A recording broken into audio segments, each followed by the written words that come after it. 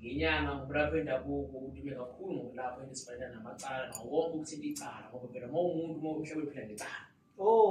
Umuntu emhlabeni uphela sengiphephile-ke nami njengoba ngusomacala ke namhlanje futhi kangisezukubhadala ke phela mina ngithi sibonana kumabonakude. Angikwazi ukuthi-ke ngingabhadala sihlangane ey'ndaweni ey'njengalezi. Makhosi, asisize nabo abantu besilisa, asisize nawo umphakathi ekhaya.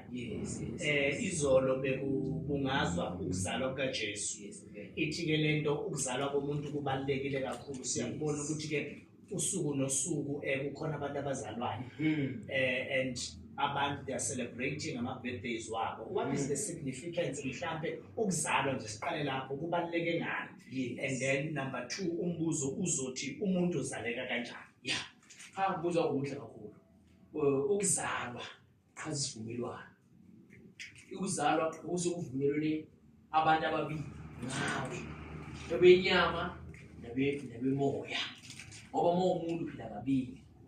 Ukuze kuphume into ekuthiwa umuntu kudinga inyama nomoya uzohlangana kumuntu. Ngakho-ke ukuzalwa isivumelwano sabantu ababili, okuwumuntu wesilisa nomuntu wesifazane. Noma ngithi isibaya sakamama nesibaya sakababa, umsamo wabo.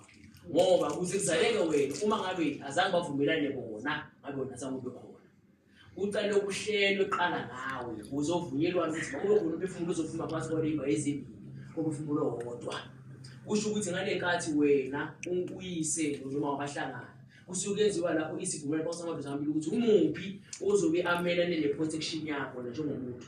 Bese kuyenzekela ukuthi umuphi uzomelane nenhlanhla yakho wena njengomuntu. Abakwazi ukudida ezibhekeni ezimbili babona. Kumele ukuthi omunye athile ne-protection ukuvikeleka kwakho. Omunye athile nenhlanhla yakho. Usile ibidlozi eliphethe inhlanhla yakho. Ibidlozi eliphethe nokuvikeleka kwakho. Ngakho-ke ukuzalwa komuntu sekuyisivumelwano ngoba kuyenzeka ukuthi umuntu nifise nina obenyama ukuthi abe khona kodwa ngabe khona kuyenzeka noma-miscarriage babushini okunye lokho kuyenzakalayo. Lokho kuthiwa akuvunyelwanwanga, kavunyelwana lamadoda amabili ukuthi ube khona emhlabeni. Ukhuluma into ebalulekile kakhulu la uthi kusuke kuvunyelwana. Mbukelo omuhle ekhaya uyazi ukuthi njengoba ngila ngiwumlomo nengqondo yakho ngifuna ukubuzela ababukela abaningi abakhaya. Omunye uzothi mina ngiyaphila njengomntwana we-rape.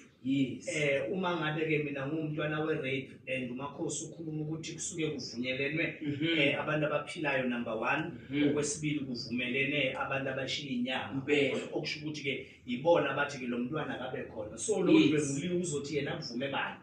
Lo dlwengulile kusuke kuvume labantu bomoya ngoba ukuze kwenzakale lokuthi udlwengulwe kusuke kuvumelene bona bese kube khona umfundo okhandekayo. Uma singabantu ngendlela ezahlukahlukene emhlabeni. Omunye uza ngendlela ejabulisa yena, omunye uza ngendlela ejabulisa umzali. Kodwa inhloso isuke ikhona lapho. Kuyenzeka ukuthi thina benyama singavumelani, kodwa bona bomoya bavumelane ukuthi uzokwazi ukuphuma into eyodwa ezoba usizo kulo besifazane. Bese lo besifazane unenkinga ngendlela ethile. Ukuze bakubo bamnikeza impendulo zonenkinga leyo, zasizakala lo inkinga leyo. Mina bamnika umphefumulo ethile uzokwazi ukuthi akululu bisho lolo. Njengokuthi umama usokola, umama umuntu wesifazane ungakwazi ukuzenzela izinto. Bese abakini benze isivumelwano ukuthi kuze sozomphumelelisa ngomthandazo ngidala aphuleka engazwakali.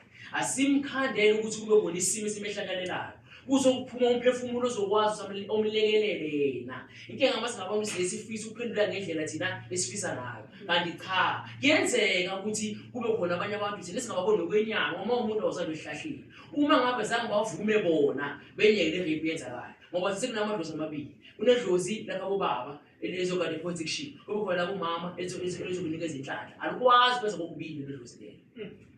I think ngiyafuna ukuvumelana nawe Makhosi ngesizathu esukuthi bakhona abantwana esibabonile abama-product okudlwengulwa. And labo bantwana bayaphumelela kakhulu empilweni, ba-prosperous. Mhlambe kwesinye isikhathi uthola ukuthi